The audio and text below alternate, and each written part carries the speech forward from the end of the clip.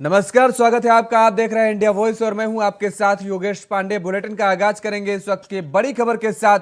हिमाचल प्रदेश से इस वक्त की बड़ी खबर सामने आ रही है। सुखविंदर सुक्खू होंगे हिमाचल के नए सीएम। विधायक दल की बैठक में बड़ा फैसला लिया गया। कल सुबह 11 बजे शपथ ग्रहण समारोह का कार्यक्रम रखा गया है। मुकेश अग्निहोत्री होंगे अगले डिप्टी सीएम। बड़ी खबर हिमाचल प्रदेश से है। आपको बता दें कि मुकेश अग्निहोत्री को डिप्टी सीएम की जिम्मेदारी सौंपी जाएगी। विधायक दल की बैठक में बड़ा फैसला लिया गया है और इसके साथ आपको बता दें कि मुकेश अग्निहोत्री अगले डिप्टी सीएम होंगे। कल सुबह 11 बजे शपथ ग्रहण समारोह का आयोजन किया जाएगा। सुखविंदर सुक्खू होंगे हिमाचल के सीएम। कल शपथ ग्रहण समारोह का आयोजन किया जाएगा जिसमें सुखविंदर सुक्खू मुख्यमंत्री पद की कल शपथ लेंगे। कल सुबह 11 बजे शपथ ग्रहण समारोह का आयोजन किया जा रहा है। आपको बता दें कि लंबे कयासों के बाद अब यह फैसला ले लिया गया है। कांग्रेस के विधायक दल की तरफ से सुखविंदर सुक्खू के नाम पर मुहर लगी है। मुख्यमंत्री की कुर्सी सुखविंदर सुक्खू संभालेंगे। यह बड़ा फैसला लिया गया है। कल सुबह 11 बजे शपथ ग्रहण समारोह का आयोजन भी किया जा रहा है जिसमें शपथ लेंगे सुखविंदर सुक्खू और मुकेश अग्निहोत्री को नई जिम्मेदारी दी जाएगी। डिप्टी सीएम के तौर पर मुकेश अग्निहोत्री को जिम्मेदारी सौंपी जाएगी। बड़ी खबर है हिमाचल प्रदेश से।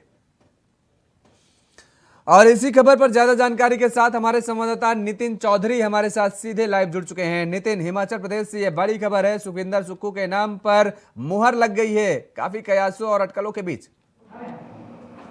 जी देखिए योगेश, बिल्कुल हिमाचल की बात करें तो हिमाचल में जिस तरीके से कांग्रेस ने सत्ता वापसी की थी तो उसको देखते हुए सुखविंदर सुक्खू के ऊपर जो है मोहर लग चुकी है। जिस तरीके से प्रतिभा सिंह जो है काफ़ी दिनों से इसके खेमे के जो विधायक थे, 18 विधायक उनके साथ थे, 16 विधायक जो सुखविंदर सुक्खू के साथ थे। तो लेकिन अब जिस तरीके की जो औला कमान कांग्रेस के औला कमानों ने जो मोहर लगा दिया कि सुखविंदर सुक्खू जो है मुख्यमंत्री रहेंगे हिमाचल के, और साथ ही डिप्टी सीएम जो है उन्होंने जो है मुकेश अग्निहोत्री को डिप्टी सीएम बनाया। तो इसी को देखते हुए जो है हिमाचल में इस तरीके जिस तरह पे जो है घमासान मचा हुआ था मुख्यमंत्री पद को ले देखते हुए, तो वहां पर जो पहले प्रतिभा सिंह का नाम सामने आ रहा था, लेकिन अब की बार जो है सुखविंदर सुक्खू के नाम पर जो है मोहर लगा दी गई औला कमान ने, और साथ ही डिप्टी सीएम जो है मुकेश अग्निहोत्री पे जो है मोहर लगा दी गई। कल सुबह जो है 11 बजे जो है शपथ ग्रहण समारोह भी होगा। जिस तरीके से औला कमान ने जल्दी से ये फैसला लिया है कि आखिरकार मुख्यमंत्री की कुर्सी किसके हाथ में दी जाए, तो उसको देखते हुए उसको सुखविंदर सुक्खू के हाथ जो है यहाँ पर मुख्यमंत्री जो है बना दिया गया। अब देखना यह होगा कि प्रतिभा सिंह जो है के जो विधायक थे 18 विधायक उनके साथ में थे। अब ये देखना है कि उनको जो है कौन सा विभाग उनको दिया जाएगा, कौन से उनमें मंत्रिमंडल में कितने विधायकों को शामिल किया जा सकता है। कि जिस तरीके से जो है नाराजगी चल रही थी कि 18 विधायकों की जो मंत्री, बिल्कुल नितिन, नाराजगी चल रही थी, लेकिन जिस तरह से कांग्रेस पार्टी कार्यालय के अंदर भी देखा गया कि तमाम सारा शोरगुल भी मचाया गया। इन जो गुटबाजी थी वो गुटबाजी बाहर तक निकल करके सामने आ गई थी। और ऐसे में क्या कुछ अभी तक प्रतिक्रिया आई है क्या इस गुट की तरफ से?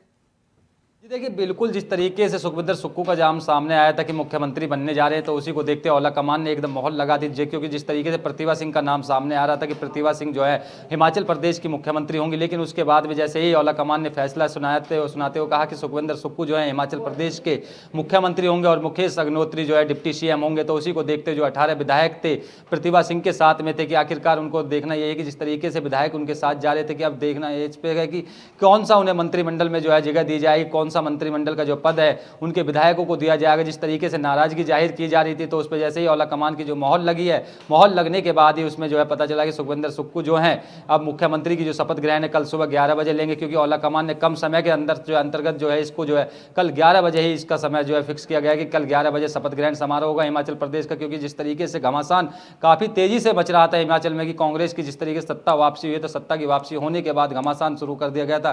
कांग्रेस के औला कमान ने जो तुरंत फैसला लेते हुए कहा कि कल 11 बजे जो है यहाँ पर कम समय के अंदर जो है इस पर 11 बजे यहाँ पर शपथ ग्रहण समारोह होगा। क्योंकि जिस तरीके से काफी घमासान मच रहा था, प्रतिभा सिंह के जो 18 विधायक थे उन्होंने बिल्कुल घमासान मच रहा था। और कल आप बता रहे हैं कि 11 बजे शपथ ग्रहण समारोह का आयोजन भी किया जा रहा है, लेकिन इस बीच सुखविंदर सुक्खू के नाम के आने के बाद प्रतिभा सिंह का कोई बयान सामने आया है क्या? उन्होंने कोई बयान जारी किया क्या?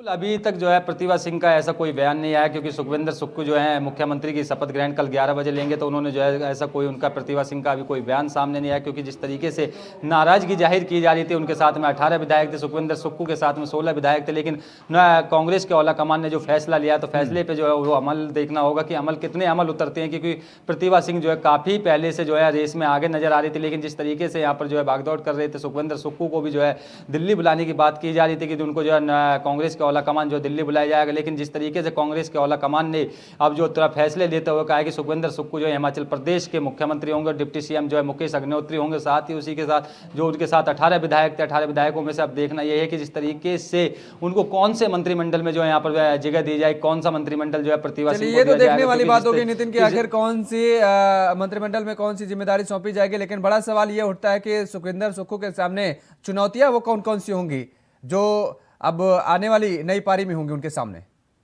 देखिए, बिल्कुल जिस तरीके से सुखविंदर सुक्खू जो है मुख्यमंत्री का शपथ लेते ही उन्होंने साफ साफ यही जाहिर किया है कि जिस तरीके से कांग्रेस यहाँ पर अच्छा कार्य करेगी, यहाँ पर जो तमाम विधायकों के साथ में जो यहाँ पर भगदड़ लगी हुई थी, एक दूसरे विधायक के ऊपर जो है देखा जा रहा था कि 18 विधायक उनके साथ थे, 16 इनके साथ थे, लेकिन जो चुनौतियाँ हैं उसको कम करने के लिए खुद यहाँ पर औला कमान ने जो है फैसला लेते हुए जो है कम टाइम में फैसला लिया, और फैसले में साफ उन्होंने ये कहा था कि कल जो है शपथ ग्रहण समारोह होगा, शपथ ग्रहण समारोह के बाद मुख्यमंत्री की कुर्सी जैसे ही संभालते हैं, कांग्रेस के जो वादे वहाँ पर किए गए थे कि हिमाचल के अंदर कौन कौन से वादे थे, उन वादों पे जो है पूरी तरीके से अमल उतरते, क्योंकि पहले जो है उन्होंने रोजगार का मुद्दा उठाया था कि रोजगार की बात की जाएगी, और साथ ही जिस तरीके से लोगों की काफ़ी समस्या वहाँ पर रहती थी हिमाचल प्रदेश के अंदर, अब सुखविंदर सुक्खू को देखना है कि किस तरीके से यहाँ पर जो है हिमाचल के अंदर अपनी सरकार को चलाते और किस तरीके से लोगों के बीच में अमल उतरते, क्योंकि इसमें काफ़ी वादे यहाँ पर किए गए थे। कांग्रेस की जो वापसी हुई है, कांग्रेस की वापसी होने के बाद तमाम यहाँ पर औला कमान के नेता जो है वहाँ पहुंचे थे, औला कमान ने जो है फैसला सुनाते हुए कहा है, और इस पर जो फैसला आप देखना है कि कितने वो अपनी कुर्सी से जो है अमल उतरते हैं और कितने लोगों के बीच में रहते हैं, लोगों की जो समस्याएं कितने लोगों की सुनते हैं, क्योंकि विधायक के साथ में जिस तरीके से उन्होंने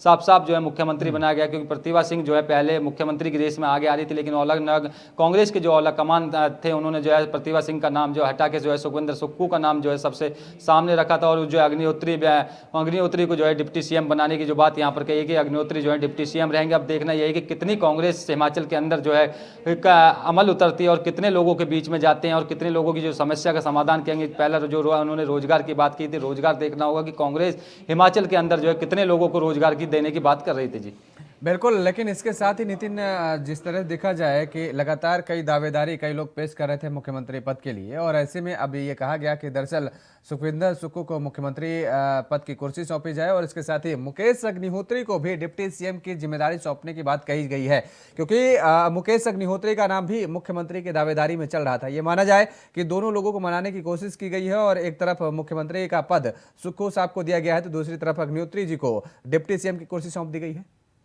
जी देखिए, बिल्कुल जिस तरीके से सुखविंदर सुक्खू को जो है मुख्यमंत्री की कुर्सी सौंपी गई है, तो वहाँ मुकेश अग्निहोत्री को डिप्टी सीएम की जो कुर्सी है वो दी गई है, क्योंकि जिस तरीके से कांग्रेस वहाँ पर जो है पूरी तरीके से ताकत झोंके हुई थी, तमाम वहाँ पर जो है अपने अपने विधायकों के साथ में वहाँ पर विधायक दल की जो बैठक हुई थी, विधायक दल की बैठक में जो है प्रतिभा सिंह भी पूरी तरीके से अपनी जो नाम यहाँ सामने रखा हुआ था कि प्रतिभा सिंह का कहना था कि मुख्यमंत्री की कुर्सी जो है प्रतिभा सिंह के उसके साथ में जाए, लेकिन प्रतिभा सिंह के साथ ना जाने की जगह तो सुखविंदर सुक्खू के साथ में यहाँ पर ये जो कुर्सी है ये मिल चुकी है। लेकिन अब देखना यह है कि जिस तरीके से प्रतिभा सिंह को जो है खाली हाथ या लौटना पड़ेगा उस कुर्सी को देखते हुए कि किस तरीके मुख्यमंत्री की जो कुर्सी थी उनको नहीं मिल पाई, तो अब यही है कि जिस तरीके से घमासान मच रहा था कांग्रेस के अंदर कि उसमें साफ साफ उन्होंने कहा है, प्रतिभा सिंह ने भी ये कहा है कि जिस तरीके से कांग्रेस के औला कमान ने ये जो कुर्सी सौंपी है सुखविंदर सुक्खू को लेकर उस पर भी जो है खड़े अमल उतरेंगे, और साथ ही उसी के साथ उसमें जो है कल 11 बजे देखना है कि शपथ ग्रहण समारोह में कितने यहाँ पर जो बड़े बड़े औला कमान जो यहाँ पर पहुंचेंगे। खुद पर प्रियंका गांधी और राहुल गांधी की भी यहाँ पर बात चल रही है, राहुल गांधी भी जो है शपथ ग्रहण समारोह में पहुंचेंगे, साथ ही उसी के साथ जो है तमाम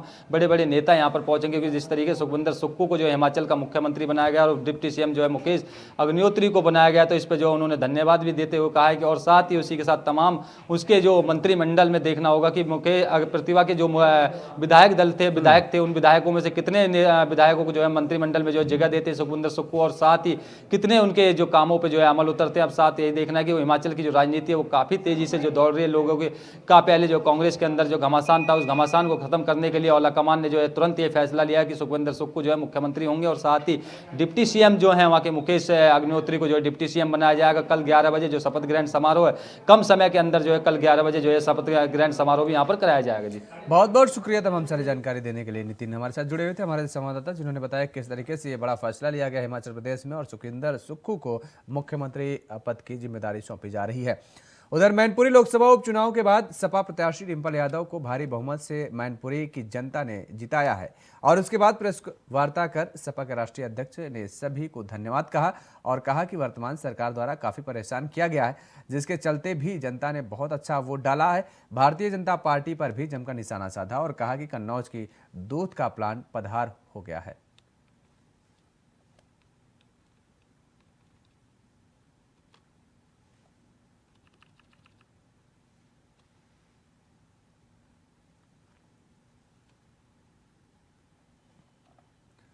उधर बिजनौर के एसपी के निर्देश पर चलाए जा रहे अपराध और अपराधियों के खिलाफ अभियान में शनिवार को बिजनौर के मंडावर पुलिस को उस वक्त बड़ी कामयाबी मिली जब पुलिस ने मुखबिर की सूचना पर चेकिंग के दौरान एक अशातिर वाहन चोर को गिरफ्तार किया, जबकि उसके 2 साथी मौके से फरार हो गए। पकड़े गए चोर के कब्जे से पुलिस ने चोरी के 2 बाइक और ट्रैक्टर बरामद किया है। वहीं पुलिस आरोपी को जेल भेजने की तैयारी में जुट गई है।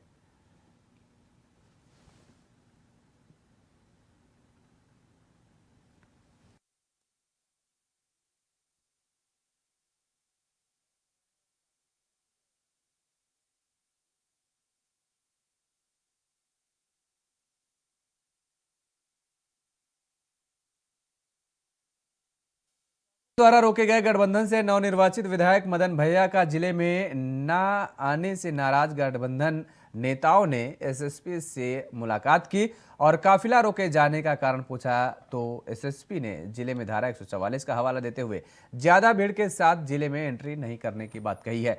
वहीं इस पूरे मामले को लेकर रालोसपा का डेलीगेशन ने अपनी बात जिले के एसएसपी विनीत जायसवाल के सामने रखी तो एसएसपी द्वारा धारा 144 के अनुपालन के अनुरूप ही जिले में आने की बात कही।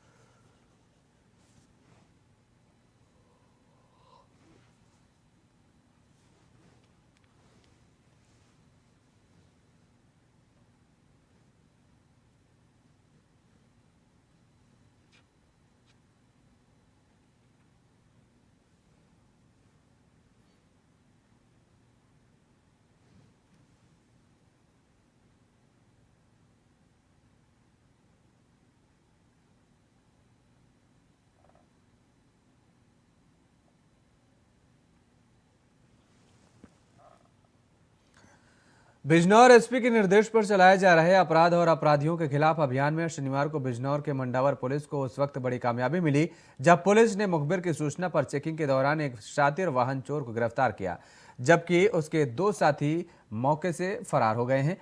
पकड़े गए चोर के कब्जे से पुलिस ने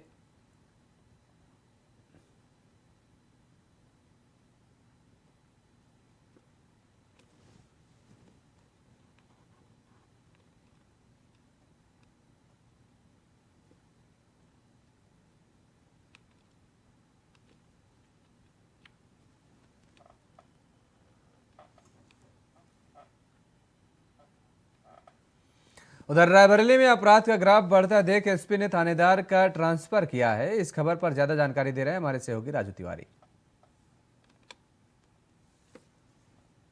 तो आपको बता दें कि रायबरेली में अपराधियों के हौसले लगातार बढ़ते नजर आ रहे हैं और अपराध का ग्राफ जो है वो बढ़ता नजर आ रहा है और इसी को लेकर के ये थानेदारों के ट्रांसफर किए गए हैं और ये बड़ा कदम उठाया गया है। और यहां पर रुकते हैं एक छोटे से ब्रेक के लिए, ब्रेक के बाद फौरन हाजिर होते हैं। ब्रेक के बाद एक बार फिर आप सभी का स्वागत है। खबरों में आगे बढ़ेंगे। उधर कानपुर देहात में बालू से भरे ओवरलोड ट्रक को एआरटीओ के जरिए छोड़ देने का आरोप है। बताया जा रहा है कि ट्रक पर लाखों रुपए का चालान है। एआरटीओ पर आरोप है कि उसने ऑनलाइन चालान के नाम पर ट्रक को खानापूर्ति कर छोड़ दिया है और इसके साथ ही ट्रक पर 10 लाख से ज्यादा का चालान बकाया है। इतना ही नहीं, ट्रक मालिक का अधिकारियों से साठगांठ करने का भी आरोप है।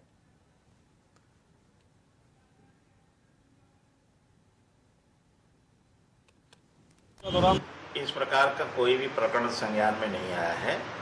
और जहां तक ओवरलोडिंग और अवैध खनन की बात है, हमारी टीमें प्रत्येक तहसील में एसडीएम के नेतृत्व में टीम बनी हुई है। हमारे जिला खान अधिकारी स्वयं पर्यवेक्षण करते रहते हैं, भ्रमणशील रह करके जो भी ओवरलोड या अवैध खनन की गाड़ियां पाई जाती है उनके ऊपर कार्रवाई हो रही है, सख्ती बढ़ती जा रही है। जहां तक मोरंग की बात है तो हमारे जनपद में मोरंग की खदान नहीं होती है और गिट्टी की गाड़ियां भी हमारे यहाँ से लोड नहीं होती हैं। लेकिन हम लोग इसके बावजूद हम लोग जो है सघन चेकिंग अभियान चल रहा है। गाड़ी मोरम की है। कहाँ से कहाँ चलाते हो? हम ये चलाते हैं पूंछ से और ये कानपुर। अच्छा, ये गाड़ी कितनी ओवरलोड है? गाड़ी ऐसी करीब 15 टन।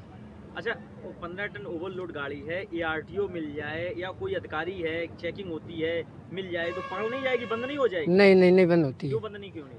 हमारी गाड़ी जो हैगी वो हमारे सेठ हैं, वो अभी आए थे कन्नौजिया साहब, ARTO साहब, वो आए, उन्होंने देखा तो हमारा एक कोड हैगा, वो कोड बता देते गाड़ी हमारी छूट जाती। गाड़ी हमारी कहीं नहीं बंद, 15 भी ऐसी गाड़ियाँ चल रही हैं। तो कानपुर देहात में ARTO पर ये बड़ा आरोप लगा है। बालू से भरे ओवरलोड ट्रक को छोड़ देने के आरोप लगे हुए हैं कानपुर ARTO पर। और अभी आपने सुना कि किस तरीके से बताई जा रही है, जानकारी दी जा रही है कि किस तरह से उन्हें एक कोड दिया जाता है और उस कोड के बाद दरअसल जब ARTO को कोड बताया जाता है, कोड वर्ड, उसके बाद ARTO की तरफ से छोड़ दिया जाता है।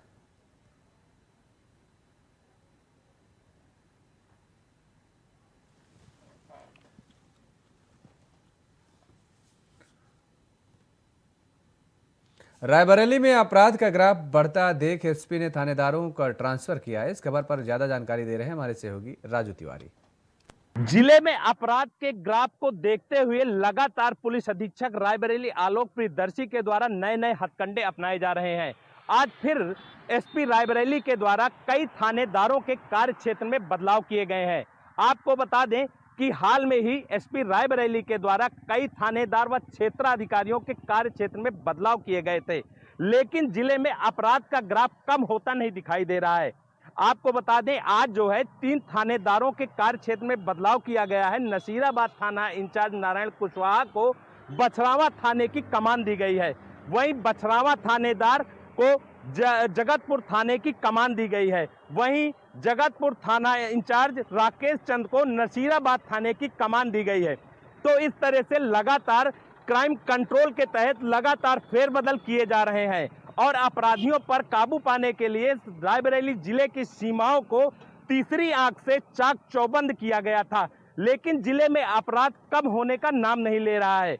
लगातार क्राइम को देखते हुए पुलिस अधीक्षक के द्वारा तरह तरह के हथकंडे अपनाए जा रहे हैं और वहीं अपराधियों को चिन्हित किए जाने के लिए सीसीटीवी कैमरा का भी इस्तेमाल किया जा रहा है। लेकिन अब देखने वाली बात होगी कि अपराध व अपराधियों पर किस तरह से काबू पाया जाएगा, ये तो काफी जिम्मेदारी थानेदारों की भी बनती है। तो इस तरह से थानेदारों के जो बदलाव किए गए हैं ये क्राइम कंट्रोल को लेकर ही कहा जा रहा है। अब अपराध पर किस तरह से कंट्रोल करेंगे थानेदार, ये तो आने वाला वक्त ही बताएगा। राजू तिवारी, इंडिया वॉइस, राय। हापुड़ में चोरों के हौसले बुलंद हो गए हैं और जिसने प्रशासन की सुरक्षा व्यवस्था की पोल खोलकर रख दी है। इस खबर पर ज्यादा जानकारी दे रहे हैं हमारे सहयोगी शक्ति ठाकुर। हापुड़ में चोरों के हौसले हुए हैं बुलंद। जी हां, आपको बता दें हापुड़ की पास कॉलोनी पटेल नगर में एक मकान को चोरों ने अपना निशाना बनाया है। बताया जा रहा है कि पूरा परिवार पूजा पाठ के लिए घर से बाहर गया हुआ था और तभी चोरों ने इस मकान को अपना निशाना बनाया। हापुड़ में चोरों ने इस मकान से लाखों की नकदी व हजारों के आभूषणों पर हाथ साफ किया है। बताया जा रहा है कि पूजा पाठ के लिए परिवार घर से बाहर गया हुआ था। वहीं हापुड़ पुलिस की पुलिस गश्त पर भी सवाल उठते हुए नजर आ रहे हैं कि आखिर एक रात के लिए परिवार घर से बाहर क्या गया, चोरों ने मकान को अपना निशाना बना डाला। अब देखने वाली बात होगी कि आखिर कब तक हापुड़ पुलिस चोरों को पकड़ पाती है और कब चोरी का सामान बरामद कर पाती है। कैमरामैन संजय कश्यप के साथ इंडिया वॉइस के लिए हापुड़ से शक्ति ठाकुर की रिपोर्ट। बांग्लादेश के खिलाफ ODI मैचों की सीरीज के आखिरी मैच में ईशान किशन ने इतिहास रच दिया है। क्या है वो इतिहास, ज्यादा जानकारी दे रहे हैं हमारे सहयोगी दिनकर आनंद। बांग्लादेश के खिलाफ तीसरे वनडे में टीम इंडिया के युवा बल्लेबाज ईशान किशन ने इतिहास रच दिया है। ईशान टीम इंडिया के चौथे बल्लेबाज बन गए हैं जिन्होंने वनडे क्रिकेट में दोहरा शतक लगाया है। आज के मैच में ईशान किशन ने 126 गेंद में 200 रन बना दिए हैं। इस दौरान ईशान किशन के बल्ले से 24 चौके और 10 छक्के निकले। वहीं बता दें कि इस पारी के बाद ईशान किशन सचिन तेंदुलकर, रोहित शर्मा, वीरेंद्र सहवाग के बाद चौथे ऐसे बल्लेबाज बन गए हैं जिन्होंने वनडे क्रिकेट में दोहरा शतक लगाया है। बता दें कि ईशान किशन आज रोहित शर्मा की जगह टीम इंडिया में मौजूद थे और टीम इंडिया की तरफ से उन्होंने बल्लेबाजी किया। बल्लेबाजी करते हुए ईशान किशन लगातार स्टार्टिंग से ही ताबड़तोड़ हिटिंग करते गए और 126 गेंदों पे 200 रन बना डाले। तो वहीं इस दोहरे शतक के साथ ही ईशान किशन ने कई बड़े रिकॉर्ड अपने नाम कर लिए हैं। ईशान किशन ने 131 गेंदों पर 210 रन बनाकर आउट हो गए, लेकिन वह इस तूफानी पारी में 24 चौके और 10 छक्के लगाने में कामयाब रहे। तो वहीं ईशान किशन की इस ताबड़तोड़ पारी के बदौलत टीम इंडिया 50 ओवरों में 409 रन बना पाई। कैमरामैन निकांत के साथ मैं दिनकर आनंद, इंडिया वॉइस। इस बुलेटिन में फिलहाल इतना ही। खबरों के लिए आप देखते रहिए इंडिया वॉइस। नमस्कार।